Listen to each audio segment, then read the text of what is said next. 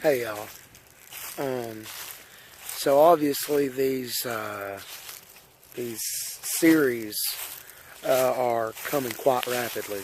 So I just wanted to one, inform y'all that my phone is only on 7% right now, and two, I just woke up, and yes, my sleep schedule, it's been horrendously scattered just recently. It has to do with the daily devotion and the fourth watch, how I don't have enough time for that. So I've got to moderate all of this that is going on. But today, you're going to get to know the more dark side of me. And by dark, I'm not talking about the manic episodes, so to speak. But this dark side was something that I really could not help. As for the manic episodes, yes, I could have helped that. I could have reacted differently. I could have, but yet it was still a process. But anyhow, so today we're going to discuss some of these dark sides, some of these demons, actually, that many of you out there in America and in the entire globe are facing right now. And I just wanted to let you know, I have been there. I have had days where I've been attacked so continuously, and I was literally addicted to sedatives because I wanted to sleep my life away. I wanted to avoid all of the terror and agony and attacks, these maulings from just phobophobia alone. And I was terrified. I cannot remember most of it now because it was not a carnal fear. It was a spiritual fear. So it was brought on by a different source. So all of this was just confusion of my brain that was just racing, and everything that has been going on in my life. And I just wanted to take the moment, one, to thank my Lord and Savior from delivering me from such a terrorizing, antagonizing fear that I've had in days where, yes, there were instances to where we had these deliverance sessions. That's in the spiritual warfare issue for a later study. But there is a difference between a deliverance and an actual exorcism. So it depends on who was moderating it and who was administrating it. For me personally, I was administrating it as a Christian. But during all of this warfare, with these attacks that I have been mauled with, that I have been shaken to the core with, that was nagging me and would not leave me alone. It would happen at random moments of the day. Other times it would happen when I specifically would head to the house of God. And it was so severe that my eyes would roll to the back of my head and I would start staring. And I did not know what to do other than taking those pills, because I knew that once I awoken, the feeling would leave. And so I never wanted to have that feeling again. And I just wanted to help all of you who are on Depakote, who are on Saffris, who have been diagnosed with this schizoaffective disorder. Yes, it gets into medication, and we have a guest speaker that is going to collaborate with me on this topic, as well as I've had some medical information that was released to me concerning all of this. And anyhow, so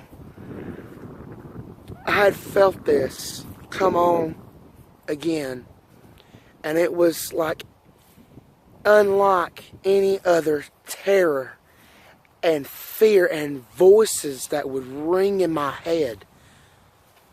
It is real, skeptics. It is real, doctors. It is real, registered nurses. It is real, LPN. Most of them are not psychotic issues. Some might be, but like I said, that's a later topic to be discussed with some officials that I have came across in my life. But I don't know if I'm still recording. So one day, when it came back over me. It was for the last time, and it was so much more worse than what I've ever felt before in the previous attacks. And then I heard this one huge, bold voice that said, "Drop it and trust me."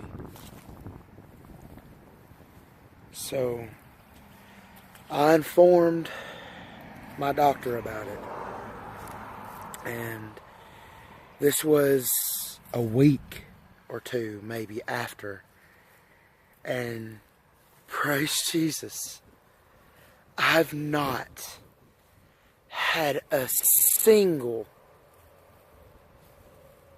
panic attack ever again. And to this day, over 2 months from this summer, I'm clean. And this is for all of you locals out here who are still bound by the blurry, when you have the blurry glasses on, of how God is supposed to work this way. God is supposed to work that way.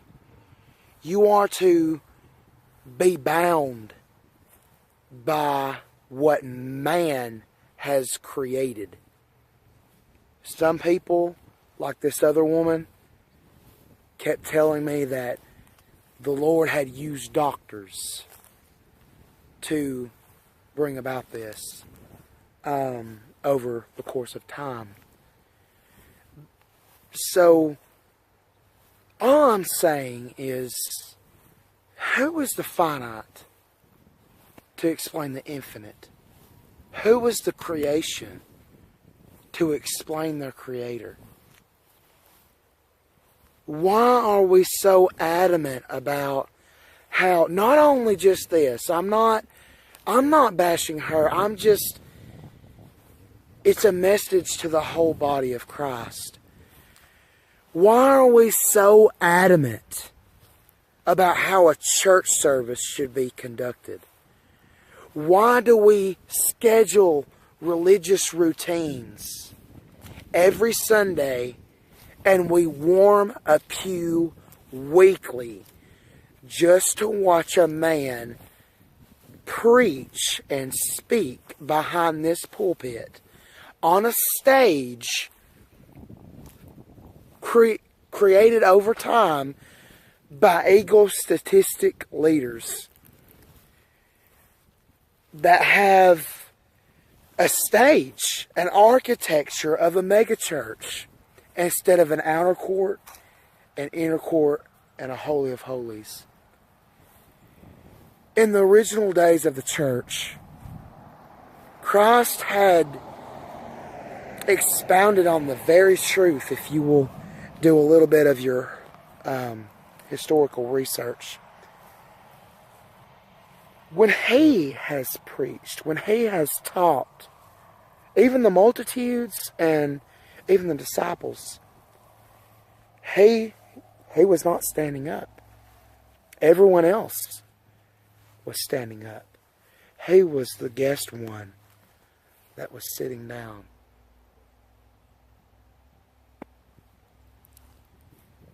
It's just a thought, guys. We need to, as my brother and sister that I ever so adore, and yes, I'm real touchy and working on not naming names, but I love you two.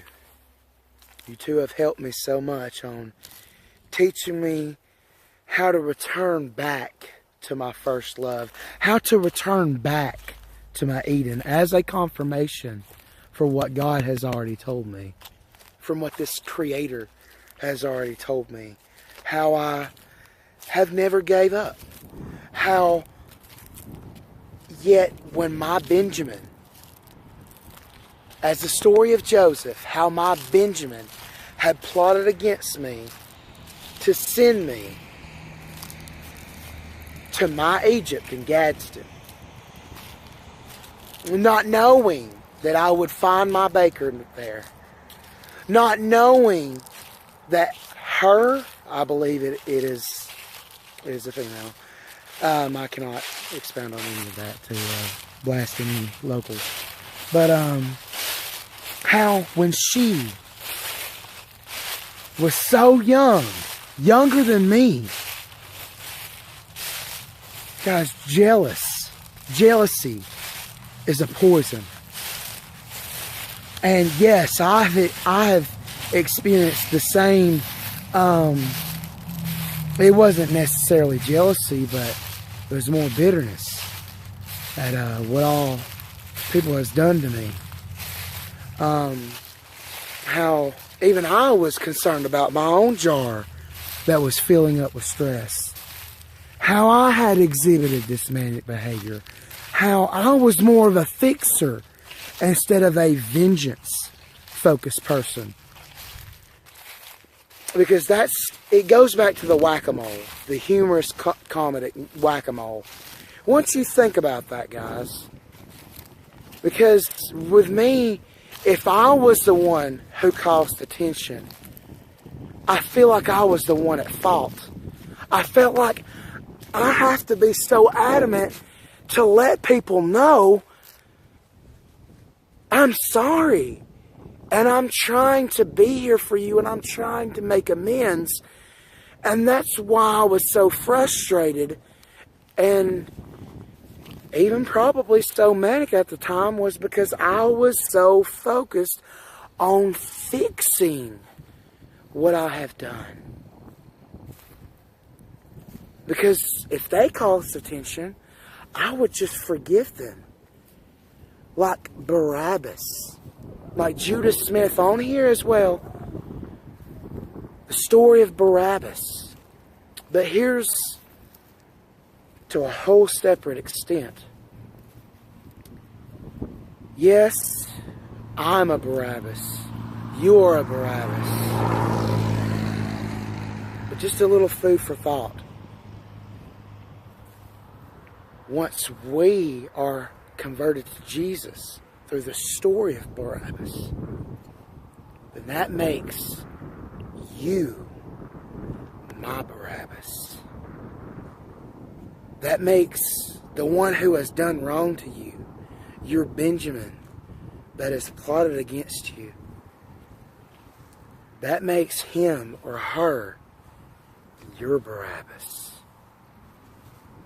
So, just when I'm going through the flow here, I just wanted to thank God, my Creator, the one who I have come to know, the one who I have put my mind in neutral since childhood and evaluated the whole puzzle pieces. I was warring so much to give up on him.